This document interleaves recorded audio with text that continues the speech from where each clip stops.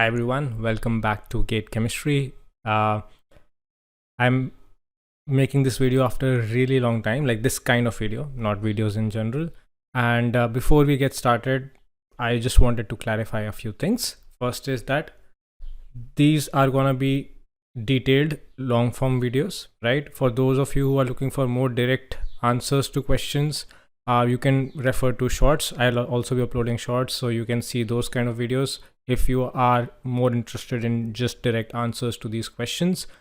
The idea here is to explore, be really fluid. Okay, so not very rigid with the restrictions that are there with the competitive exams. Yes, we will take a competitive exam question, but then we'll try and explore it to as many levels as we can, right? And this is more from a strategic perspective, like how do you, let's say, improve your chemistry or whatever topic we are discussing, improve those aspects, not just solve that question, right? Also, just be a little cautious of the technical side, because now I'm not actively preparing for competitive exams, nor am I teaching for competitive exams. So my technical side might not be the strongest, right? So, giving you a heads up in advance that that in case there is some mistake, you can always point it out in the comment section, right? And yeah, apologies in advance if there is any, because I try to make as responsible videos as possible, but yes, some mistakes will definitely are likely to creep in, or there are some aspects that I might not be able to, let's say, communicate to the best possible manner. And as one grows, you look at your old videos, like I do look at my old videos, and I sometimes wonder, like, how the hell did I say this, back then, 5-6 years back. But I think that's a good sign. That shows you that you're growing as a person, because if you look at your videos or anything, any post or whatever your thoughts were 4 or 5 years back, and if you feel you have similar thoughts, then I don't think you have really grown as a person.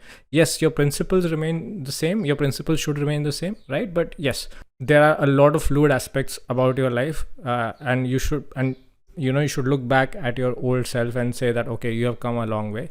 And similarly, I also look at my old videos, and I'm glad that I am advancing towards the right path. So anyway, with this sort of introduction, let's start with the question. So this question is from July 2025, Chemical Sciences, right? CSIR NET exam, of course. Maybe I should have specified, but yeah, okay. So this is from CSIR NET. Okay.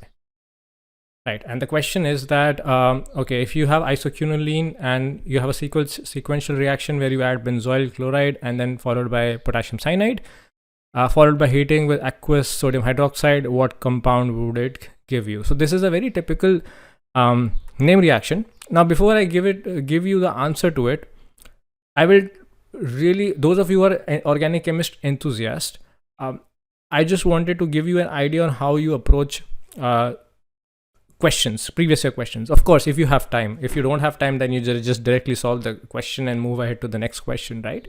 But in case you have time and you are in that zone where the exam is, let's say, 4 or 5 months, and your preparation is going well, and you do want to look into the question in depth, then you should also, of course, first answer that question, but then also see that what are the other options and how can I make those other options true. Like, what all reagents do I need to add to, let's say, get answer 3 as my as the correct answer, or answer 4 as the correct answer, or answer 1 or 2, like, right? So how do I make the other options true? That is, I think, a great way to improve your organic chemistry vocabulary. So it's just an anecdote that I want to give you. Like, for example, how in English you keep practicing, right? And you keep learning different words. So that's true for any language, right? So if you want to learn any new language, what do? You try to, of course, theoretically, yes, that is the foundation, but then you need to talk to more people and build your vocabulary to be able to finally converse in that particular language. Similarly, in organic chemistry, just a good theoretical foundation would not be enough. You need to improve your vocabulary of organic chemistry, and by that, what I mean, you need to know more and more reactions. The more reactions you know, the easier it will be for you to navigate these kind of questions, right? And the best way to improve your vocabulary is basically to not just answer that question, but also see when the other 3 options might be correct, right? isoquinoline. Isoquinoline is a very important precursor for alkaloids, right? I hope all of you are aware of alkaloids. If not, alkaloids are basically compounds that are synthesized by plants to protect themselves. So they have certain properties which are also beneficial to humans. Like, for example, morphine is a pain relief drug, which is basically an alkaloid. Then we have quinine, which is used for malaria. And there has been a lot of research in the medicinal chemistry perspective or the drug discovery perspective of using isoquinoline as a precursor to synthesize various compounds. So like I said, this is a Reissert kind of compound, and Reissert, you can say you generate a Reissert compound, and this is a very, very popular named reaction, Reissert reaction, right? This was, I think, discovered way back in 1890s by Carl Arnold Reissert. He was a researcher, I think, in Germany. So what happens here is that once you have this benzoyl chloride, so let's just say it is RCOCl, right? It could be anything, and you add this isoquinoline. So what happens is, if I quickly draw it like that, so basically your these lone pairs are available for the reaction. So this basically goes and attacks here, and then you have the chloride basically eliminating, and you have this thing over here. Like, okay, I'll quickly draw it again, RCOR, and then we have CN minus in this case as the nucleophile. This sort of like goes and attacks here, this bond migrates here, right? And then what happens is you get this as this compound over here, okay, and of course a double bond here. This is called a Reissert compound, okay, Reissert compound, which I've written over here. And this is a very, very versatile, let's say, intermediate which you can use for a lot of reactions. Now you're doing the hydrolysis, and what it will lead to? It will lead to the cyanation at the second position of isoquinoline, right? In case you are adding, let's say, a base like sodium hydride, and then if you are adding a alkyl halide, then it will lead to alkylation at this position, right? So you can imagine the sodium hydride will abstract that proton, and then it will lead to alkylation at that position. So if you're adding, let's say, Rx or R-X, alkyl halide, so it will lead to alkylation. So you can do a lot of reactions. So you can definitely look into the Reissert compounds and what all reactions they definitely are engaged in. You can look that up. Another way to improve your vocabulary is why is this not the correct answer, right? So you might think, okay, why is the cyanation happening here? Why not here? And the reason for that is, if you draw the resonating structures of isoquinoline, let's draw it for you. Benzene ring, or if it is basically a part of a larger molecule, it will be called as a benzenoid compound, right? So isoquinoline is a benzenoid compound because it has a benzene ring in its structure, right? So you need to have the benzene ring intact, and that particular structure is the most stable resonating structure, because benzene ring really contributes a lot to the energy.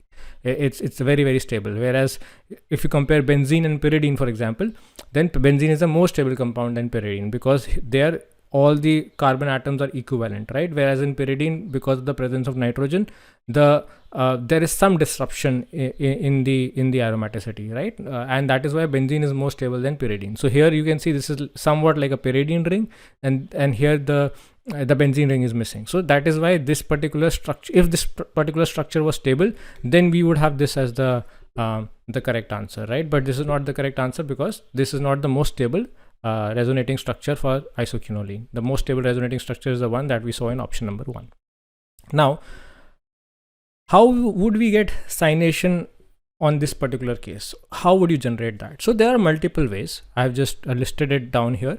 So for example, if I want cyanation to happen here, and if I have a halide in this position, so let's say, how would I get a halide over here? I could simply add N-bromosuccinamide. So you can see that this is a reaction. You have NBS. You can, again, if you want to improve your vocabulary, you can read more about NBS. So what NBS does is basically it will lead to the bromination at this particular position over here, right? Now you can use a lot of other strategies to do cyanation. One thing you can do is palladium based cyanation, okay? This is very popular because it has a very good substrate scope. First of all, palladium is catalytic. It is used in catalytic amounts. That is one thing. And what I mean by substrate scope is that if you have, let's say there's a very good reaction, but as soon as you introduce some substructures in your compound, so let's say, for example, if in my structure I have a, like for example, indole, so basically I have a nitrogen here, right? And if this nitrogen for some reason is interfering, or for example, let's say pyridine, in this case, if this nitrogen will somehow interfere with my with my reagent, then it will have a low substrate scope. That means it cannot be used in the compounds where there's a nitrogen present, right? But in this particular case, the cyanations, palladium catalyzed cyanations, have a large substrate scope. That means very less number of substructures or very less number of functional groups can interfere with my catalyst. So that is why it is a very, very popular reaction, right? So you can use palladium catalyzed cyanation. I've given you an example here that if you have a, in this case, they have taken a chloride. So if you have a chloride, you have a K4FeCN6 and you are adding some amount of palladium, you can see that the cyanation is going to happen. So you can use that kind of a reaction over here. So if you want cyanation to take place at this position, you can have a chloride or a bromide and then you can do the cyanation, right? The other very popular example is Roseman von Braun reaction. Again, I'm not too sure if Roseman von Braun reaction can be used for this particular case in because of the isoquinoline, that there's a nitrogen present, if the nitrogen will interfere or not interfere. But I'm just giving you an idea of in what way you can think, right? So here you are having a revision of the name reactions, and if you look into it deeper, you will also get to know if you can use this Roseman von Braun reaction or you can't, and if you can't, why you can't use it. So that is how basically gradually over time your organic chemistry skills will really grow, because you will know what reaction is important and when it is important.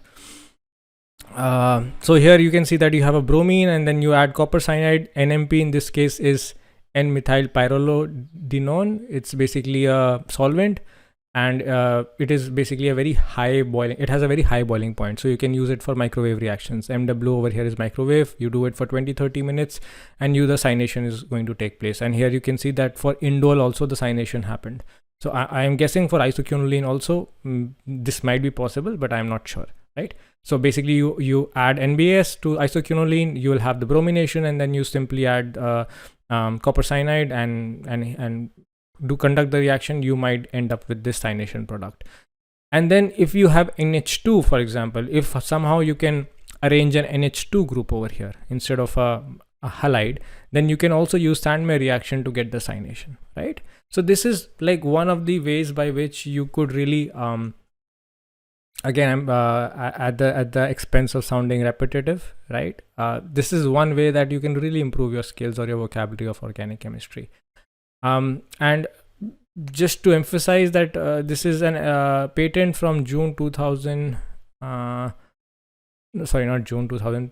I mean, it's from 2023, where you can see even now. So this is a reaction that was sort of like I initially said, brought up in invented or discovered in 1890s, and even now you have patents on this these kind of reactions, right? So this is a patent from 2023 where they are using this particular reaction particularly for synthesizing intermediates for agricultural and pharmaceutical use, right? So this is still a very, very important reaction, even though it was discovered more than a century ago.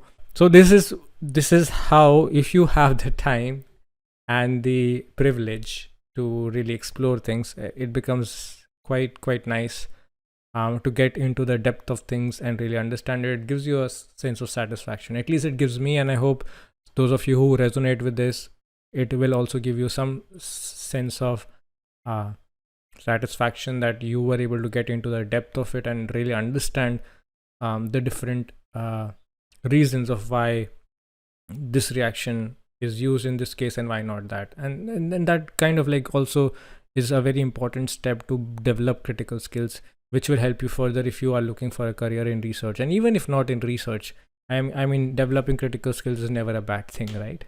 So anyway, I hope you found this long form video interesting. If you did, do let me know in the comment section. I'll be really happy to read it and respond to you guys. Until then, take care. Bye bye. I'll see you in the next video very soon.